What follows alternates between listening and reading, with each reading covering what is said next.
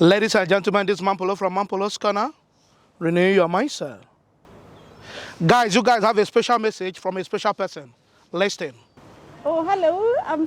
Just what a great pleasure to be on here. My first time to be on YouTube, but what a lovely guys. I'm going to be his subscriber. Subscribe when you're there. Bye. Thank you.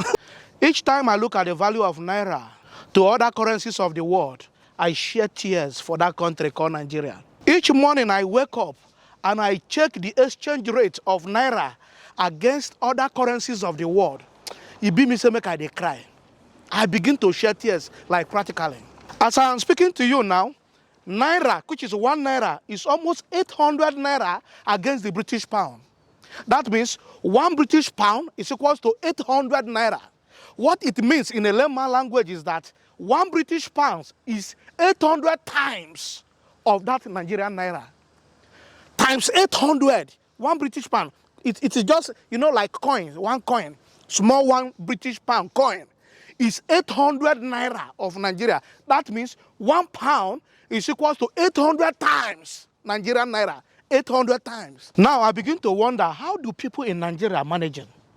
Now, how are they managing?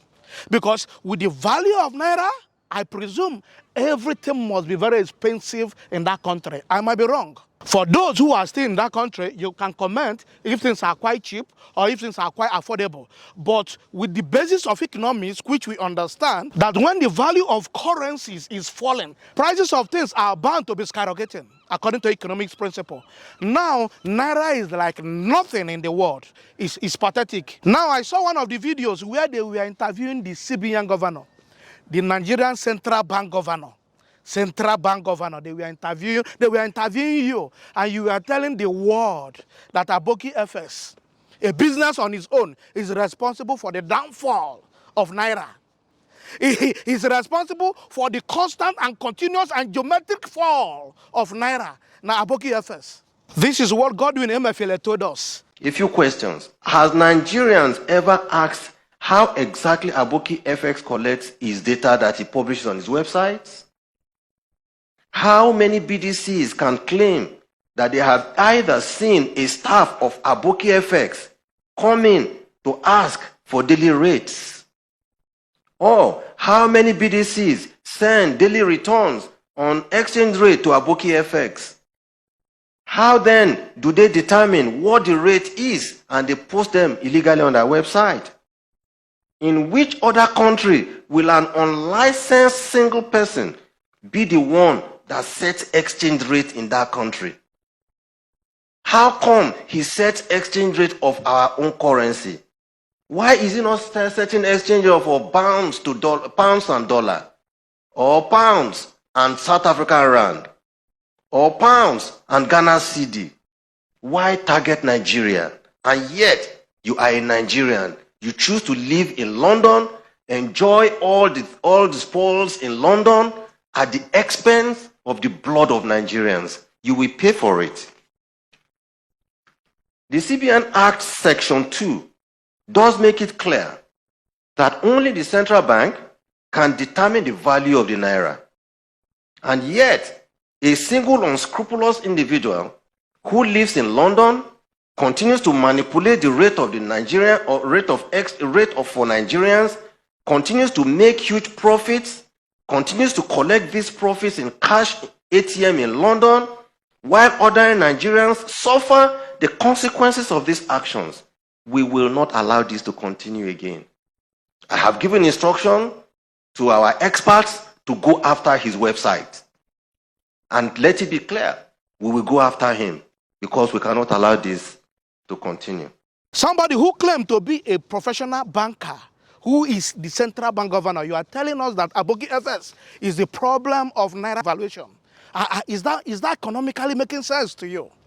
Does those postulations make economic sense to you? It doesn't. How can we have a central bank governor who does not know the effect of balance of trade, the effect of terms of trade, and the effect of balance of payment? And you don't know when all these are negative and unfavorable. It has a strong effect on the value of currency. Call your Naira. You don't know. I'm going to break it down for you. How can you have a central bank governor who does not know that borrowing, excessive borrowing from foreign countries has an effect on the value of your currency? How do you have that kind of central bank governor? And you are blaming Aboki FS. How can you have a central bank governor who does not know that depending heavily on foreign aids, on foreign countries to come and help you, you are borrowing from them? It's going to weaken the strength of your currency. Why are you not citing all those issues, all those economic issues as a professional banker, as somebody who is grounded in management? Why are you not citing all those economic issues? And you are blaming Aboki FS, a business on its own. You see, this is a case of snake go leave who kill him. He twist neck for person who no kill him. That's the problem we have in that Nigeria. Hypocrisy. Does it mean you don't know? Are you telling me you don't know, or you want to cover your flaws? For people who are not economically grounded or management grounded, let me explain most of these terms I have mentioned that is still affecting the value of Naira, thereby making the value of Naira constantly going down against other currencies of the world. Number one is what is called terms of trade. Terms of trade is basically the price at which you import and the price at which you export your commodities. That means, what are the prices you are buying from the foreign world, the foreign countries? Compare that with the prices you are selling your own locally made products. Which products are we making? How much are we selling them to international communities or international world or international countries? Which product are we making and how much are we selling them? How much are we exporting them? Okay, let's come to what we buy in Nigeria, what we import. That's our import now. A huge number of things we use in that Nigeria, and we buy them very expensive compared to the prices at which we export our local commodities, which is sure. And that is why till today you see what is called our terms of trade is unfavorable and negative, thereby affecting what is called our Naira value. It will keep going down until it gets to 1 pound is equals to 1,000 Naira. Very soon, you will see it this year. 1 pound will be equals to 1,000 Naira. That means if you change 1,000 pounds, you are going to have 1 million Naira. That's what's going to happen in Nigeria very soon. This year, before December, you will see it. Watch. That is for the terms of trade. Now, and secondly, going down to what is called balance of trade. In Nigeria, how much things do we export compared to how much things we import? The balance of trade. The total amount of money generated or the total amount of revenue generated from our export. Can you compare it with the total amount of money we spend importing things that we use in that country? That's what we call balance of trade. It's called about net balance of trade. The Nigerian one is always negative and unfavorable. That's the problem we have. So each year, the total of your revenue generated from your export is lower than the total of your expenditure on importation. That means you will face what is called negative or unfavorable balance of trade. That's what you get. And with that, it will translate to the value of your money. It will reduce your money. It will make your money continuously worthless. That is what is happening to Naira, not Aboki FS. Stop blaming people of your failure. If you don't have economic acumen on how to run that economy so that the value of Naira will appreciate, keep quiet and shut up. What did they pay me say you even come from Delta? Delta, when brain full. That's why I'm even angry. You are from Delta and you are selling yourself. You are disgracing yourself to the world. I have been watching constantly most of your videos. You have no clue on that job. You have no clue on what you are doing. You don't have any economic idea on how to move that central bank forward, Nigerian economy forward. You don't have idea. The third one here is balance of payment. Balance of payment is very synonymous to that balance of trade. But this balance of payment is saying now, how much did you actually realize from your export compared to how much you have spent already from your importation? How much, what is the difference? That is what we call the net balance of payment, the net. Our net balance of payment is always negative and unfavorable too. How do you think that in the world, Naira will be too big? Are you normal? You are blaming other people. What are you producing? How is your import and export affecting the Naira?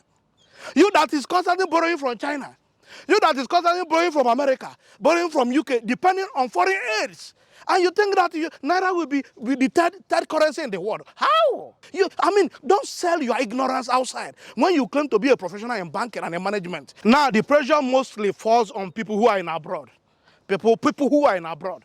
If you send money to your loved ones, they don't use it to do anything more because there's no value. The value of money is rubbish. The value of naira is rubbish. You send them 100,000, it doesn't mean anything to them. They can't spend it 2 weeks. It's gone. You give somebody 150,000, 1 month is finished. So the pressure is now on us too much demand on people on abroad. You go give this one, you go give that one, you go give this one, you go give this one. People who are in abroad, we are practically working to service people who are in Nigeria. Full stop.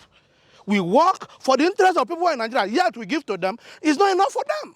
People keep demanding. The pressure is falling back on us who are in abroad. We work, we don't spend the money on ourselves who are working. We spend on the money on other people who are begging. The country called Nigeria have turned everybody to be beggar. Even many people, you feel that they are rich in that country. Everybody want to run away now.